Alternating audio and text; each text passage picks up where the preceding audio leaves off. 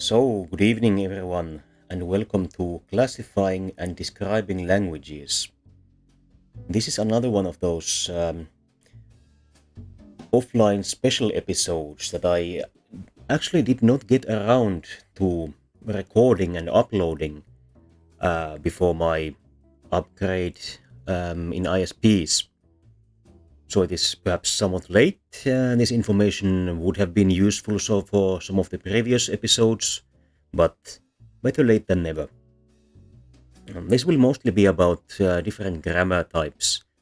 If you watched the episode about language groups in and around Europe, you may have noticed the slide about which language groups are predominantly nominative, ergative, or nominative or ergative, or which are fusional or agglutinative. And I described them very shortly in that case. And now let's get into more detail on that. So, when it comes to historical linguistics, the origin of the language is usually of interest. It is especially interesting to me as ethnogenesis, so the origin of identity groups, nations in common terms, is what I was originally interested in, that got me interested in linguistics in itself. So this is the kind of thing that has a couple of 100 years of history, and in some sense has been of interest to people forever. When languages are related to each other closely enough, it is immediately obvious that they are, and that the differences between them are fairly limited, and in some cases it will be obvious what the original form of the various existing variants was. So here, for example, I have a chain of descent for Estuary English. This is the kind of the closest to a standard English there is. This is the modern English of southeastern England. The estuary here is the Thames estuary. So this is the kind of English that would be spoken in London, were it not a massive global city with immigrants from all parts of Great Britain as well as other countries and other continents. Estuary English is a kind of English, so you will mostly be able to understand other language forms of England. And English is a kind of Anglic. We are going backwards down the tree that we went forwards in the episode Snapshots from the Road to English.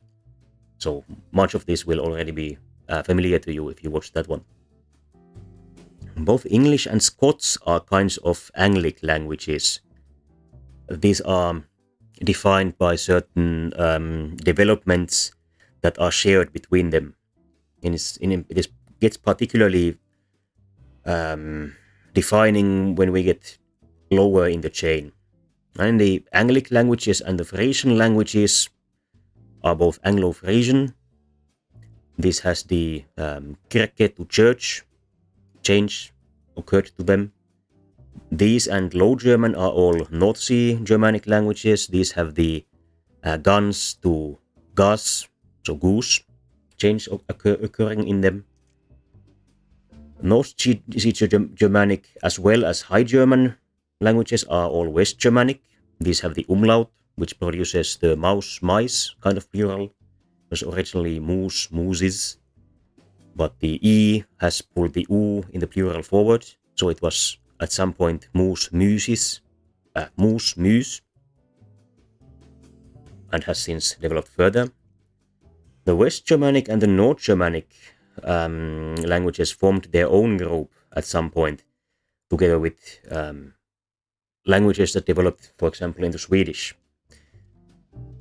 But where it gets interesting is the primary split within the Germanic languages between the aforementioned and the Gothic, which, for example, did not go through the umlaut at all.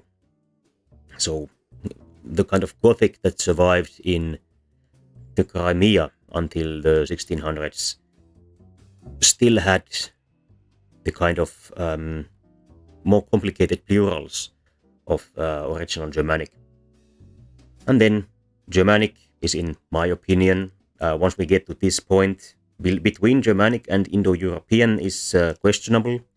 There are various hypotheses to this. Some of them are better founded than others. I favor the Northwest Indo-European hypothesis that the Germanic and the Italo-Celtic languages are particularly closely descended from their own intermediate form. And the other Northwest Indo-European languages in this case would contain languages such as Italian and Irish Gaelic to be exact. And then we get to the Indo-European level, and other Indo-European languages that are not Northwest Indo-European contain a multitude of different languages from Russian, Persian, Pashto, Bengali, Greek, Armenian, a variety. And of course the Indo-European language split off from something, but this is too far in the past for us to establish what it was. And then we get to classifying languages not by their descent, but how they actually are in the present. And here the first kind is the grammar type itself, where you have a continuum between analytic languages such as Mandarin, which are a chain of words, but the words themselves do not change, to polysynthetic languages on the extreme other end, where all the words in a sentence change depending on who is doing what is being done, to whom or to what it is being done. This change is called inflection. So languages can be weakly or not at all inflected, or weakly inflected, such as English, or highly inflected, such as many other Indo-European languages and quite a lot of other languages. Unfortunately, I do not speak any actually analytic languages such as Mandarin or some of the other Sinitic and Sino-Burmese languages. The closest that I know is English, which is straddling the line between analytic and very weakly fusional. Unfortunate that I cannot explain that with proper examples. I'm sure if you read Chinese, actually the fact that Chinese can be written only with logograms, so letters that are entire words, shows you that the languages themselves, that the words themselves do not change when being used. Only the chains made with them change. This is particularly relevant with Japanese, which is an agglutinative language, so quite strongly inflected, but which was at a point in history written with Chinese characters. And this did not work particularly well, because Japanese is inflected. And so the current way to write Japanese is to use Chinese characters for the stems, and so the core meaning of the word, and then syllabic characters. So characters that do not have, they do not stand for an idea or word, they stand for sounds. Kana, katakana, hiragana. These are used to write the inflection of the words. Within the synthetic languages that are strongly inflected, we have fusional languages such as English weakly and classically Russian or Latin. In these, there is the word is a chain of elements where one element can mean, and usually does mean, several components. We'll get back to this in the next slide. Then we have agglutinative languages such as Japanese, where this chain consists of elements with only a single meaning. So if you want to communicate the same content as a single component in fusional languages might contain. You have to use several endings for the word. And polysynthetic languages are the ones where almost every part of the sentence changes depending on what is happening within the sentence. Here we get to the same problem that I do not actually speak any language that is entirely polysynthetic. These are mostly Native American languages, such as, for example, Mohawk here. But even Central and Southern American languages are often polysynthetic. This is apparently very easy for children to learn, because there's certain redundancy to the sentence structure. So if you mess up conjugating one word, the other words most likely will pick up the slack, and it becomes easy to it becomes difficult to misspeak in these languages to an extent that you will be misunderstood. Then, next slide, we have some examples. Unfortunately, I do not have examples from such languages like Mandarin and Mohawk, as I do not speak any of them. But we have English as an example of a very weakly inflected language. Here we have a table of the demonstrative pronouns of Old English, which was still much more strongly inflected. And this is basically all of these words are the in modern English. So a huge amount of information that used to be coded in the word the has to now be communicated in a different way. Here we have about 15 different words for the, which contain the gender and the grammatical case. English has also lost the grammatical gender, so items such as keys or houses no longer are masculine or feminine or neutral. You just, as an English speaker, you certainly have noticed that this is not necessary.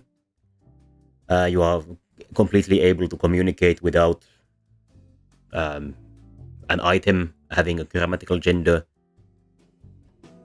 But the grammatical cases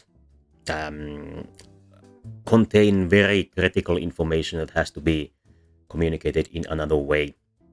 For example, the genitive communicates whose something it is. In this case, who still has a genitive form, whose. The personal pronouns still have some case inflection, such as I have my laptop in front of me, but the laptop's keyboard, this has to be produced with an S. This is basically the only case inflection that exists for nouns in modern English. Out of these cases, the accusative and dative have merged in English as well as in the North Germanic languages such as Danish or Swedish. The accusative meant to whom. This gets difficult because they are both to whom in modern English. Accusative was doing something at someone or to someone, where dative was giving something to someone. In modern English, these are both. This is communicated with different pronouns. So you shoot a bear at a bear, but you give a present to a bear. The bear does not change, but the preposition changes. Then, example of a classically fusional language here is Russian. Here, я думаю means I think, and here думать is the infinitive of to think, and the stem is the duma. So the inflection is added to the end of the stem. The infinitive te is a kind of inflection as well. In this case, you means that this is the present time. It is the singular first person, so me, and it is active. So I am doing the thinking right now. It is not impersonal, it is not happening in the past. It is not you who is thinking. And then an example of an agglutinative language here is Japanese. We have kakimashita, wrote in a polite form. Here the kaki is the stem. This is the idea of writing. Masu or mash in this case is a polite marker which comes at the end of the stem, and then the time marker comes after that. So kakimashita in total. This is on retrospect somewhat of a bad example, because in this case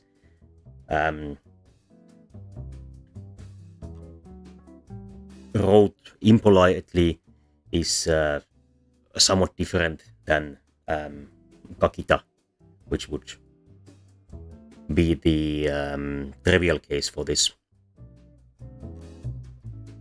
For polysynthetic languages, I've picked out an agglutinative language with some polysynthetic features. So this is Sumerian, and in this case the dative.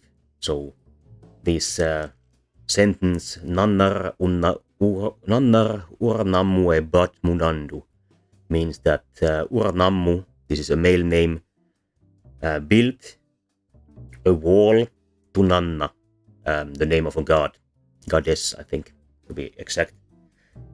Here the dative is expressed in two places, both at the person to whom the walls are being built and in the verb.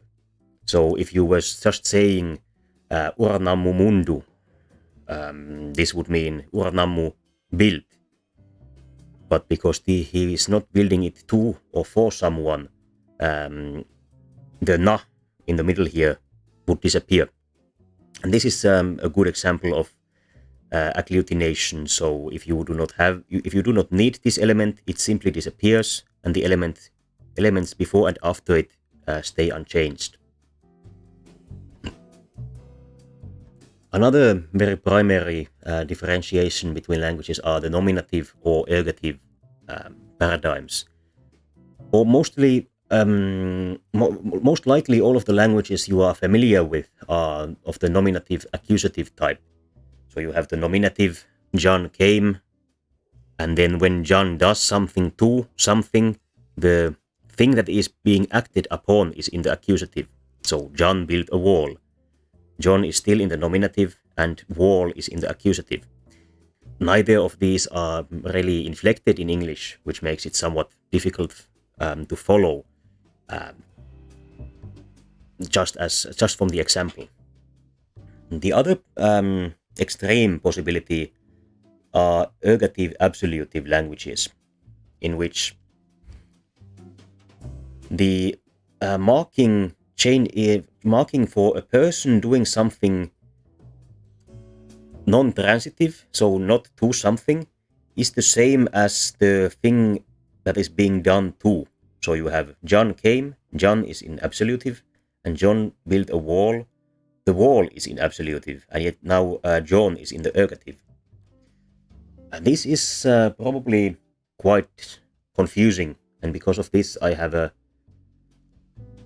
example of the ergative in action, again from Sumerian. So here we have the same example phrases, but with a Sumerian male name. So Urnammu munsaduk, Urnammu came. This is again an agglutinative language, and I have broken it up. So here the stem is at the end, in comparison to Japanese, where it is at the beginning. And before the stem, you have the person. So this is the singular third person, he, Urnammu.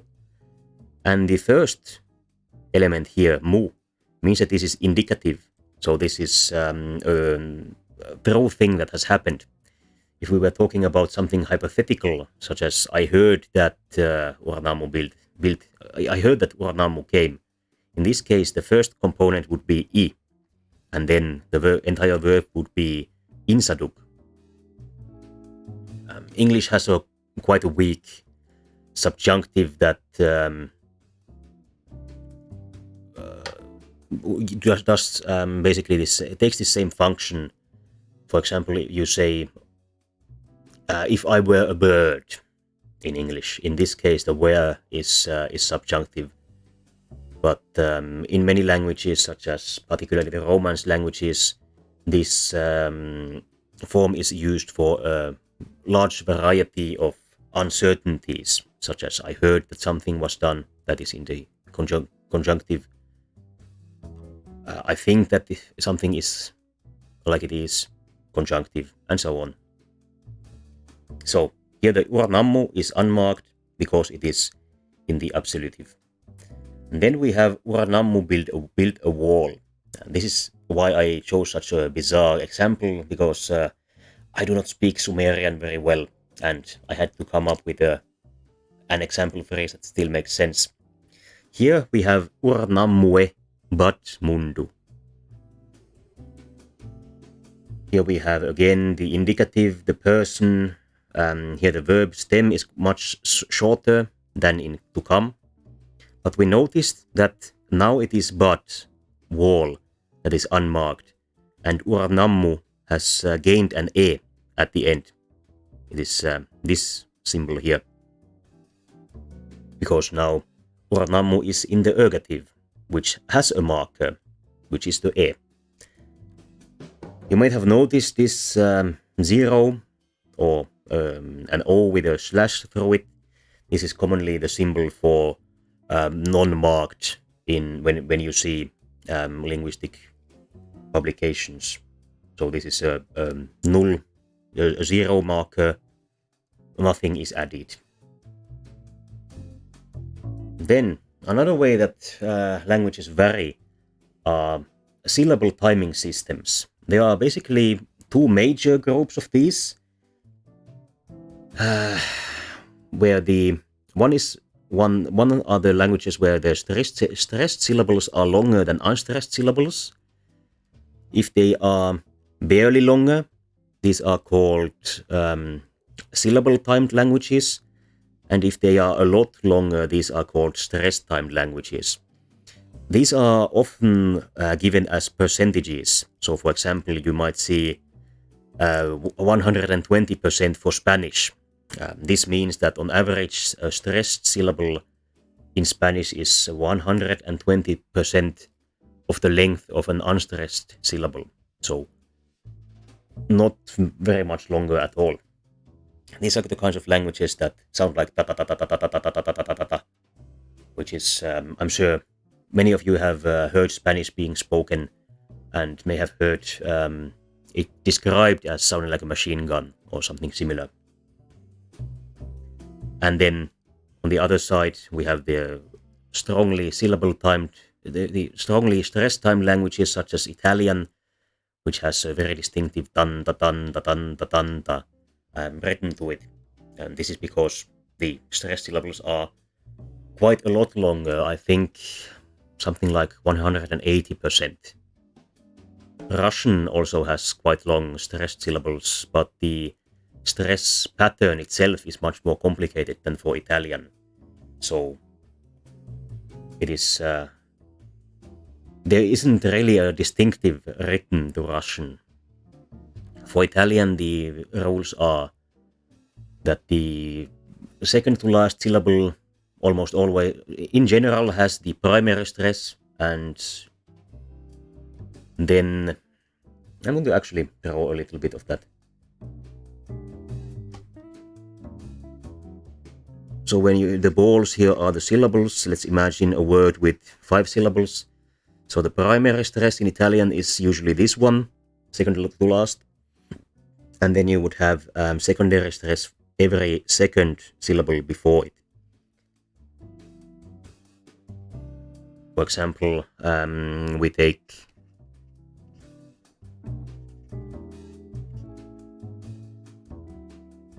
a 4-syllable word here, lentamente, which is slowly. The first syllable is weakly stressed, the second is unstressed, the third is strongly stressed, and the fourth is unstressed. And when we use Roman letters, you can clearly see that even in writing, the stressed syllables are longer than the short syllables. There is, however, some nuance to the stress pattern of Italian, and this comes to open and closed syllables. For example, the male name Mario has 3 syllables. So you would expect the second syllable to be stressed, so Mario. For example, the female name Maria is this way, but the male name Mario is not. This is because of certain historical factors. And this was because in Latin, this name was Marius. And here we see that there's an open syllable in the second position. This means that there is not a consonant at the end, but we have a closed syllable, so does have a consonant at the end as the last syllable. And the second rule to Latin and later Italian stress is that open syllables before closed syllables cannot be stressed. So because of this, the male name Marius was pronounced Marius, and Mario is still pronounced Mario. The female name Maria is actually not the female variant of Marius. It is derived from Maria. I think Hebrew or Aramaic. In any case, a biblical name, not a Latin name. Then on the other side, there are languages where the length of the syllable is not connected to the whether it is stressed or not. These kinds of languages are called mora-timed languages.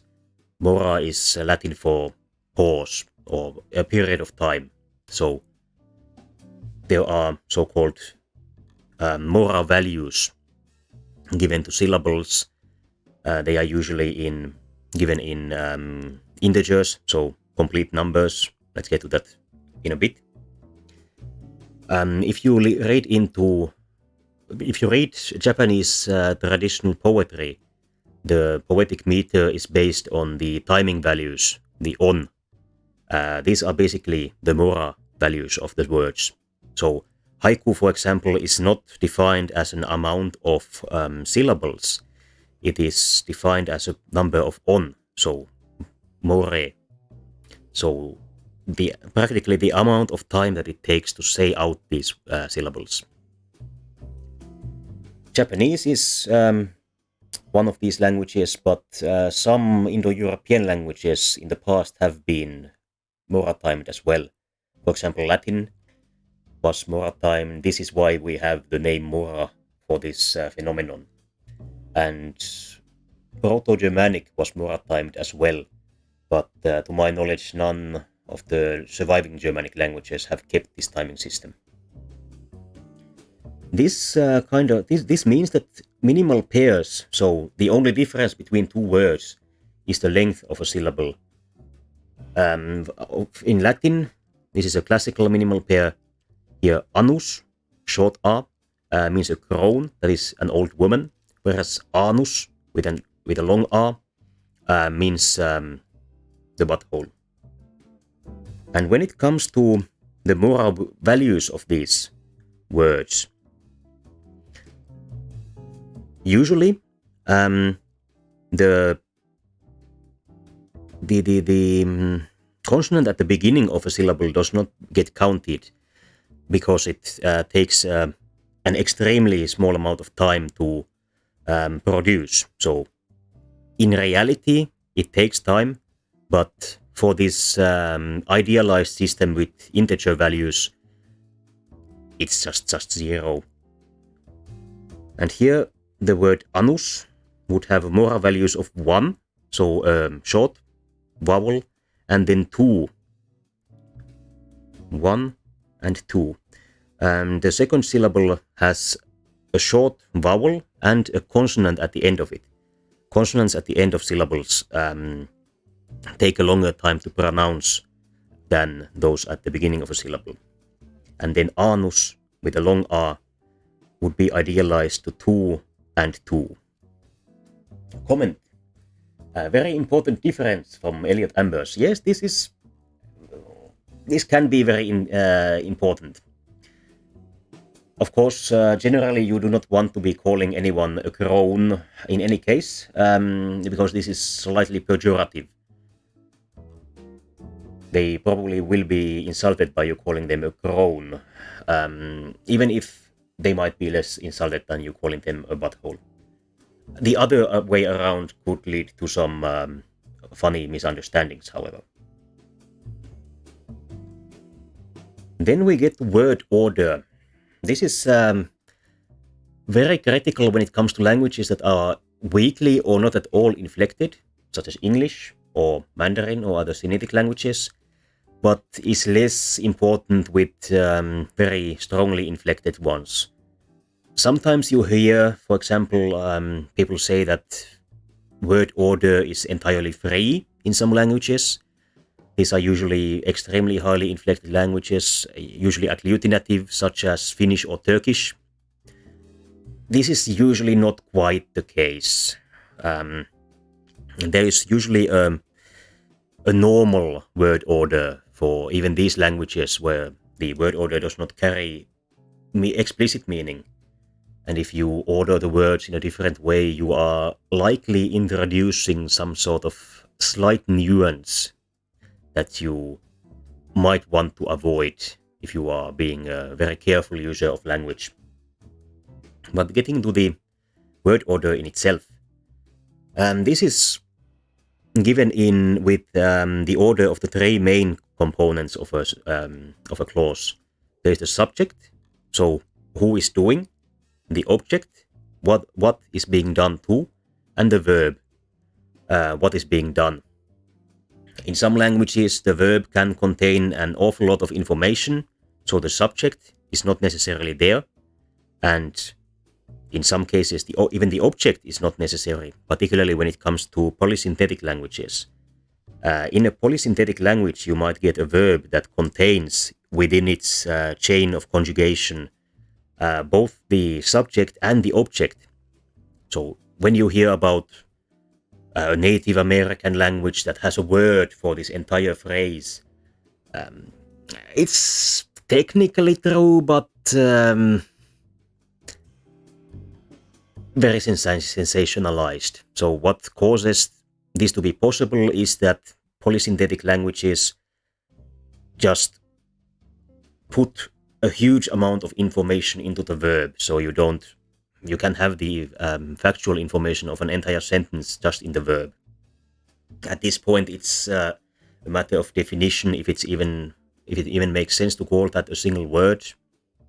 You might remember from a previous episode that there is actually not definite definition for a word.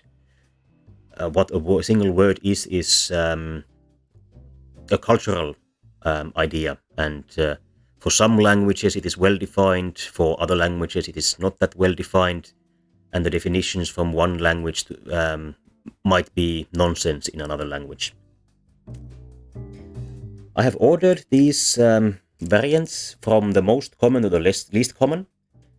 The most common is subject, object, verb, so like Japanese. Watashi wa anata wa daisuki. I love you. So first you say you love. This was also the case for Latin, and generally remains the case for Romance languages that have developed from Latin. Ego te amo, io te amo in modern Italian.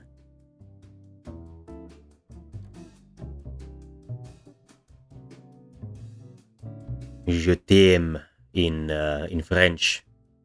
Again, je is like ego, te is te, and aime is amare. But they have gone through a lot of changes in the last couple of thousand years. If you are interested in French, the episode for next week will be about the phonological history of French. So we will get to the horrifying processes that turned ego te amo into je t'aime next week. These are about 50% of languages. Of course, counting languages is also a bit of a fool's errand, because what counts as a different language? When you get, for example, to Africa, you will see official records that say that there are 200 languages in a small country. Well, usually these are all extremely closely related to each other. For example, you might hear about a person who speaks 10 languages, but all of these are Southern Bantu languages. So this is more like speaking Northumbrian and Wessex and Estuary English than speaking English and Japanese and Turkish, for example. But as languages are catalogued, out of this amount of languages, about a half are subject, object, verb. The second most common, with about 40%, are the subject, verb, object. So, I love you, ich liebe dich. This is typical for Germanic languages, including English. And the third most common is verb, subject, object. So, love I you. I don't speak any language with this word order, so I can't give you a real example, but this is very typical for Semitic and I think more largely Afro-Asiatic languages. And together these make up for 95% of the world's languages. There are further possibilities. You can arrange, I think you can arrange these in 6 ways out of 3. So you can put, the first one can be any of 3, the second one can be any of 2. Yeah, there are 6 possible permutations, but the last 3 only make up for about 5% of the languages, so it would be a hassle to find examples for all of them. In some languages, the word order can be reversed to carry a certain meaning. For example, this is German, but this also happens in the North Germanic languages such as Swedish. Ich liebe dich, I love you, but liebst du mich, do you love me? This here, the subject and verb switch positions depending on if this is a declaration or a question. This is not the case in English. In English, you add the do to the beginning, and then you just use the normal word order. Another thing that comes to word order are adjectives. They can be either at the end or at the beginning of the unit that they are being, where they are the attribute of a noun. So again, an example from Latin: arbores virides means green trees, but virides is the color here, so it comes after the word for trees.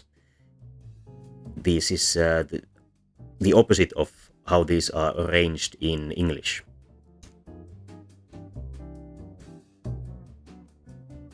Then we have some errata, so odds and ends, the kind of things that are interesting, but not large enough topics to actually devote an entire slide to them. Something that happens in some languages is pronoun dropping. I've misspelled pronoun here. Pardon me. Pronoun dropping. If you read the, if you run into pro-drop languages, it means pronoun dropping. So these are languages where you do not need to say I love you, for example, or I think in this case, because the person doing it is already contained in the conjugation of the verb. So you just say dumaju. You do not have to say ja dumaju. Usually in these languages, if you say the personal pronoun, that means that you are calling extra attention to the fact that you are doing it. or someone else is doing it. For example, Dumayosh, as a question, do you think, would be fairly neutral.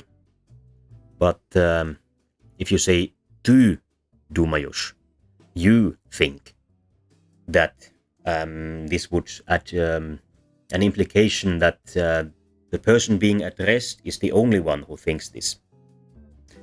Of course, this is also a meaning that you can add with intonation in English. Usually, every language can communicate every idea, but the ways that they do them are different. And this is something that you have to keep in mind when learning foreign languages. There are different ways to say the thing. So, as I said, usually this happens in languages where the subject is included, like in Russian, here you contains the person doing it.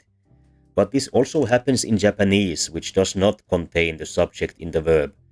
This is why Japanese can be very confusing, implicit, context-driven. You have to know more or less what is being spoken about to understand who is doing the thing, because they like to drop the pronouns, but the verbs do not pick up the slack. Unfortunate for foreigners. Then there are some zero copula languages. The copula is any word that bridges the gap between the subject and a noun. So in this case, this is again Russian. Ja, vrach. I, doctor, means I am a doctor. This happened relatively recently in Russian. I think you can still find Russian language literature with the verb for to be still being used in its entirety. But in the last couple of 100 years, the usual way is just to say I, doctor. Then we get to grammatical agreement. This is something that does not happen in English, but I have examples from Latin again and German again. The Latin here in arboribus viridibus means in green trees, and here both of these words, in is a preposition, so it doesn't change, but both the noun and the adjective are in the plural ablative grammatical case, because the in uses the ablative. If you are in a tree, it's in and the ablative. If you are climbing into a tree, it is the in and accusative. But let's not get too much into that for this case. The example from German is the green trees grow. In this case, all of these are in the plural. In English, only the trees would be in plural. The word the no longer conjugates, so you cannot express plural with it.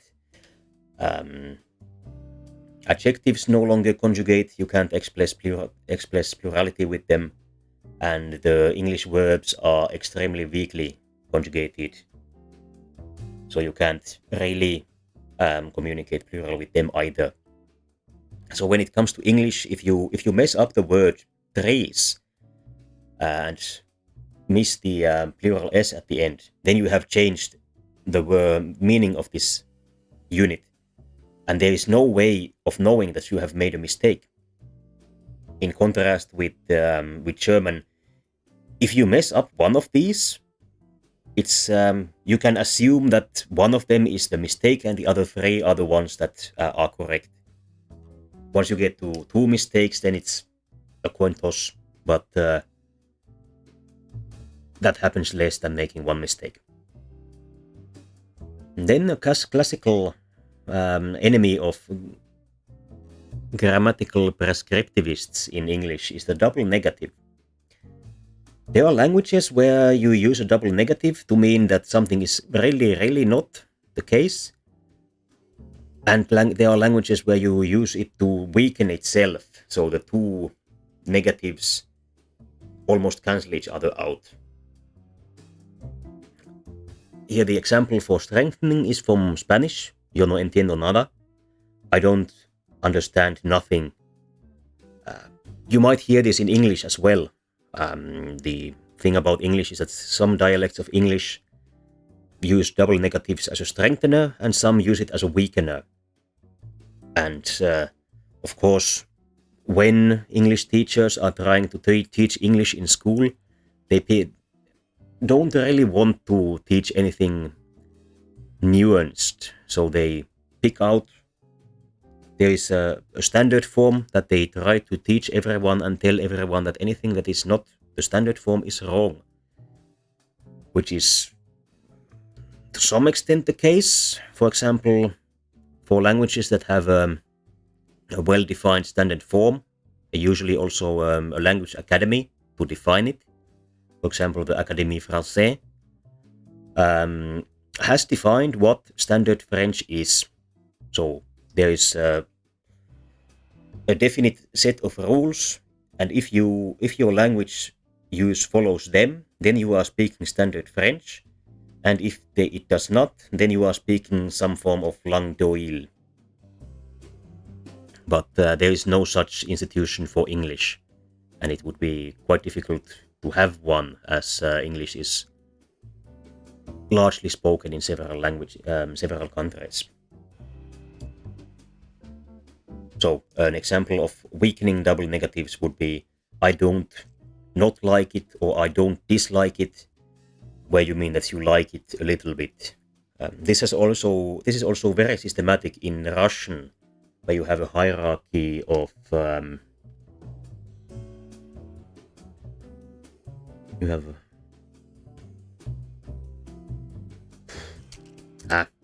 I've my Cyrillic letters are rusty, so let's just use Latin letters. So plocha means bad. Nie хорошо means not good. So this is better than bad, but it is worse than неплохо, which means not bad.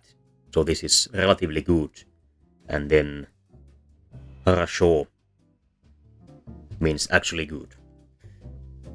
You can use all of these constructions in English as well, but they are not as systematically used as in Russian. And there are also languages where double negatives are absolutely impossible to produce, usually. Often these are languages with a negative verb. So you would have to use the same verb twice to produce a double negative, and this is immediately, clearly very awkward, such as the Uralic languages have a negative verb. This means that you do not say I am not, you say I don't, I don't, or something, I know. This is very difficult to express in English, but there is a verb that means it isn't. The last main subjects we have are special cases of language contact.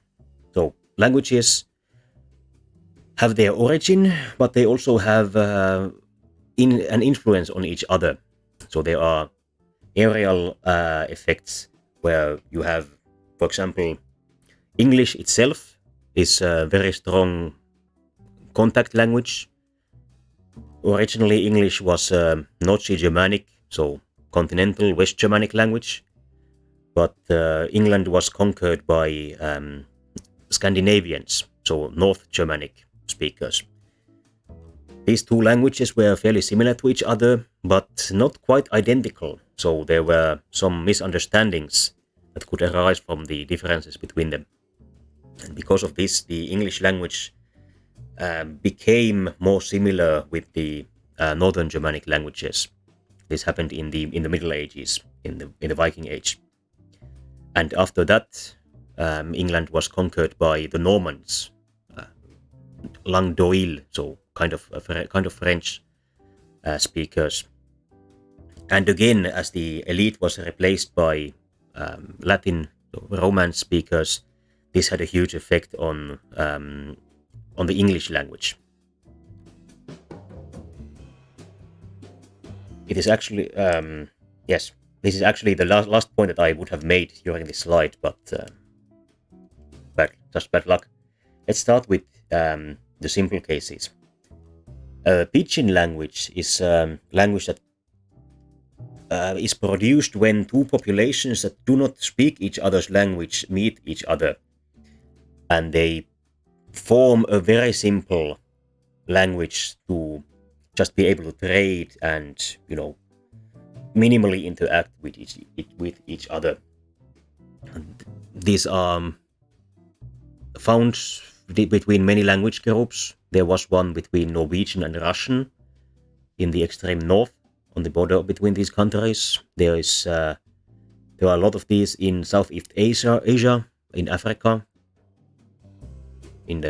historically in the Caribbean.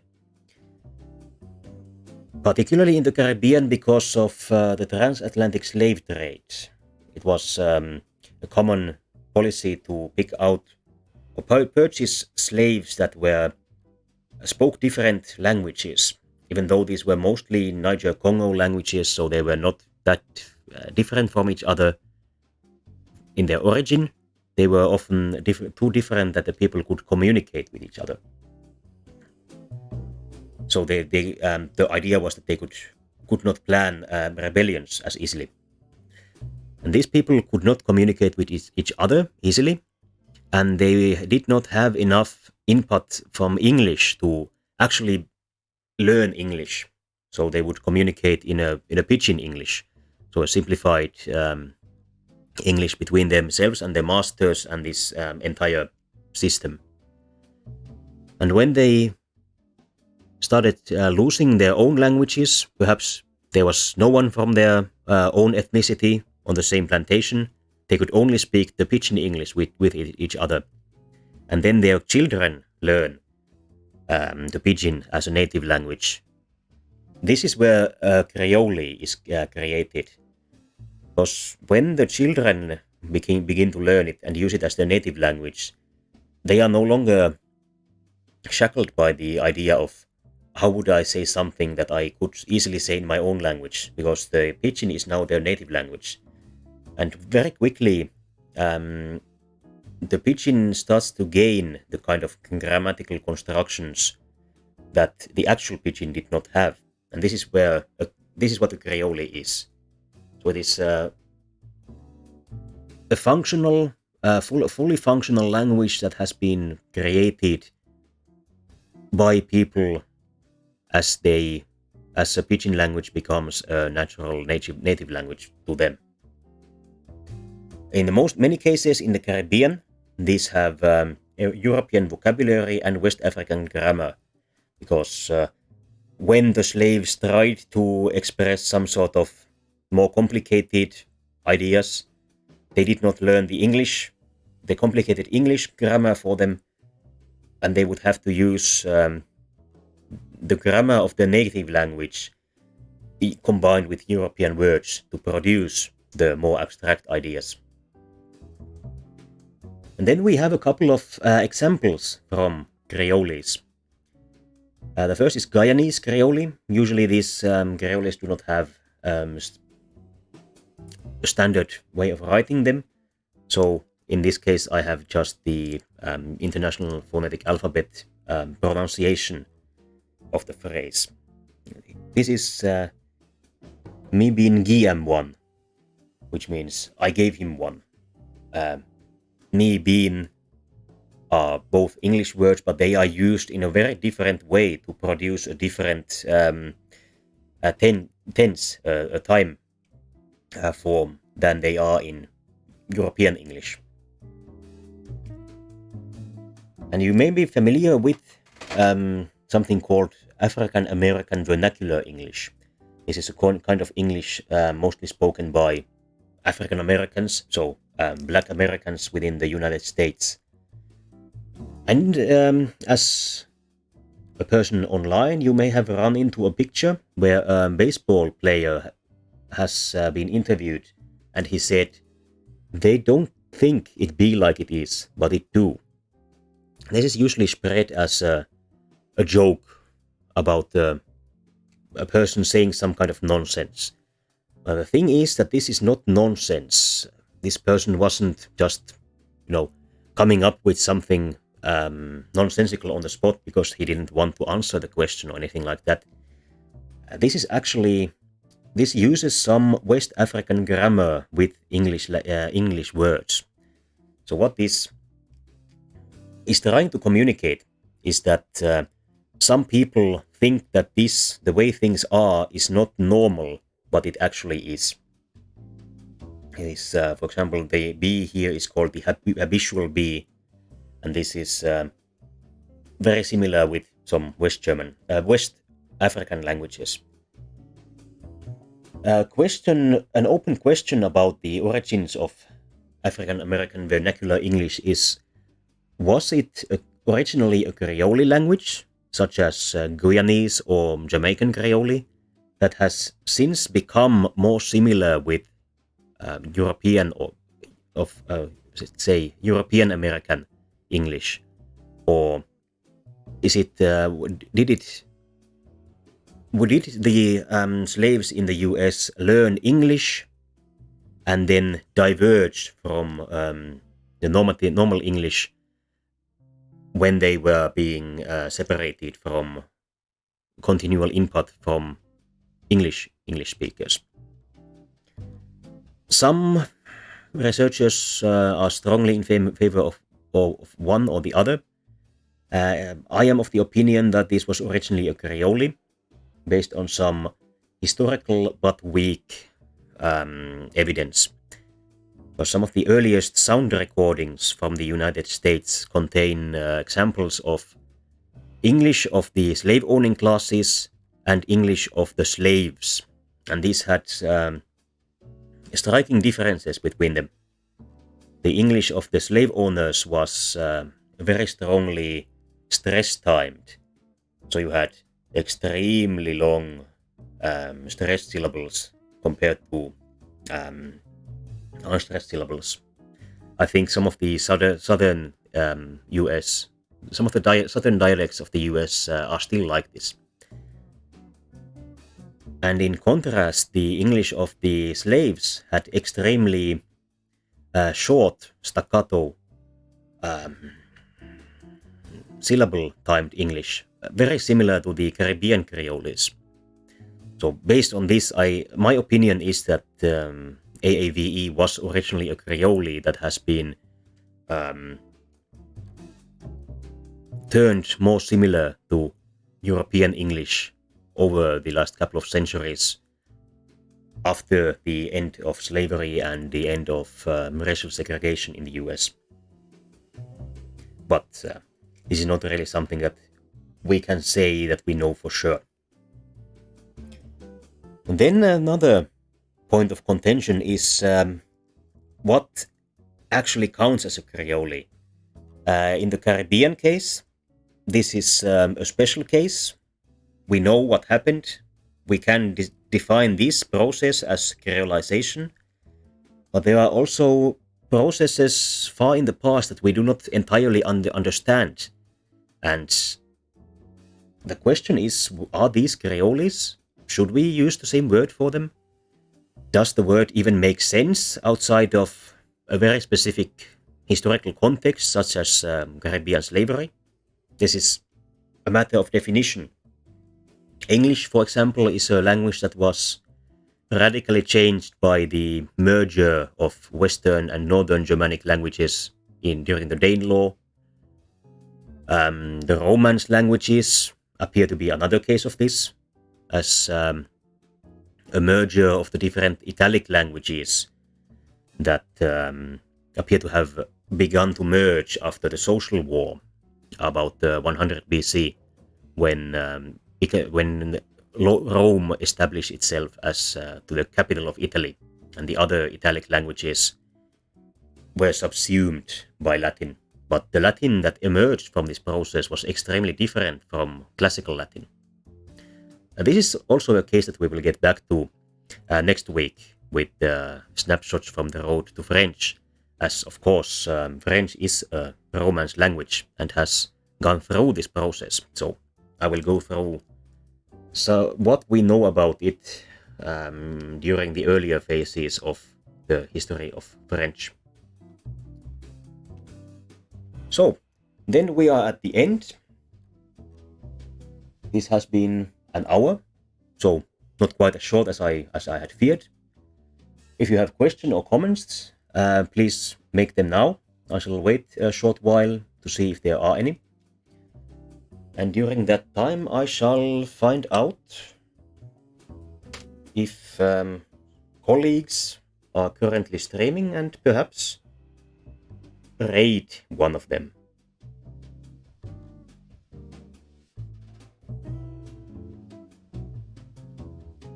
So, Luroxing, Ghoul Generator, both thanking me. Thank you for listening.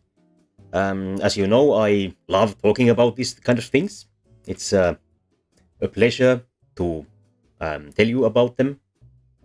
I'm always thankful that you arrive, and I hope that you find the information interesting, even if it might be somewhat difficult to pass sometimes, as I do not have any education as an educator. I just love telling people about things.